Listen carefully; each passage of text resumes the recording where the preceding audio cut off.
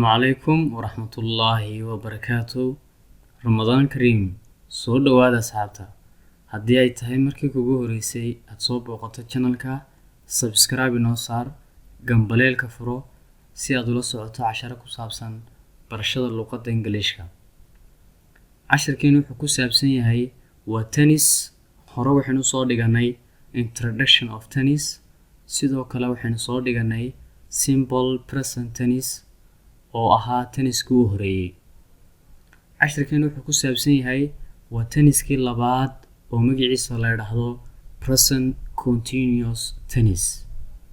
present continuous tennis. usage oo isticmaalkiisa is used for waxaa loo isticmaalaa an action ficil which happening now ficilkaasoo hadda dhacaya.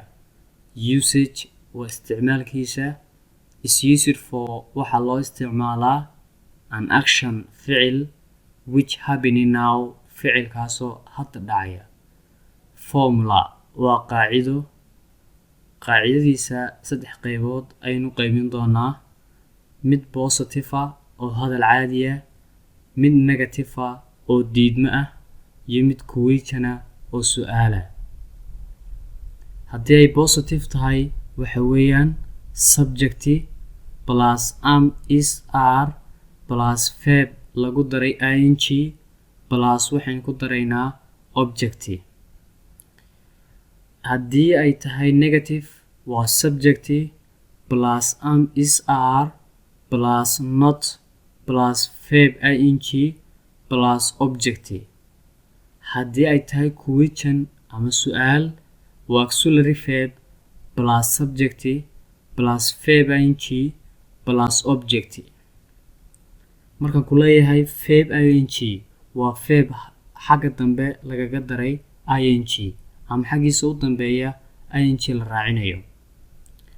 way auxiliary verb ficil caawiyihiisu waa am is are. auxiliary verb waa ficil caawiyihiisu waa am is are. toddobadii verb to be I waxay qaadanaysaa am, you iyo we iyo they waxay wada qaadanayaan are. he, she, it saddexdaasna waxay qaadanayaan is. way examples tusaalooyin: positive waa hadal caadiya, negative waa hadal diidmo ah oo maskaxda waxaad ku haynaysaa not baa soo gelaysa meesha. question waa hadal su'aala. I am speaking English. hadda ingiriisi baan ku hadlayaa. I am not speaking English. anigu hadda ingiriisi kuma hadlayo. am I speaking English? anigu hadda ingiriisi miyaan ku hadlayaa?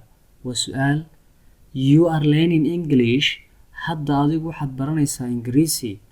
you are not learning English. adigu ma baranaysid ingiriisi hadda. are you learning English? hadda ma ingiriisi baad baranaysaa adigu. he is playing football. kubadda cagta buu ciyaaraya hadda. he is not playing football. kubadda cagta ma ciyaaraya isagu hadda. is he playing football? ma kubadda cagta buu ciyaaraya isagu. we are writing lesson. cashar baynu qoraynaa. we are not writing lesson. hadda cashar ma qorayno inagu. are we writing lesson? ma cashar baynu qoraynaa inagu. she is reading book. book bay akhriyaysaa. she is not reading book. book ma akhrinayso iyadu.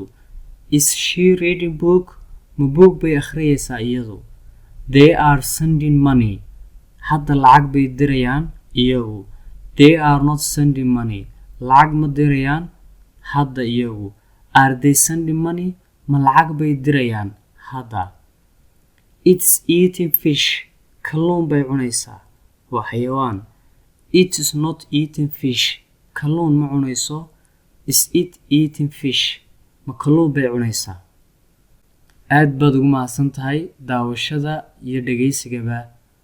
la sii sheergara asxaabtaada, like-ta inoo saar. wixii su-aala commentigaad iga weydiin kartaa. waa mahadsan tahay.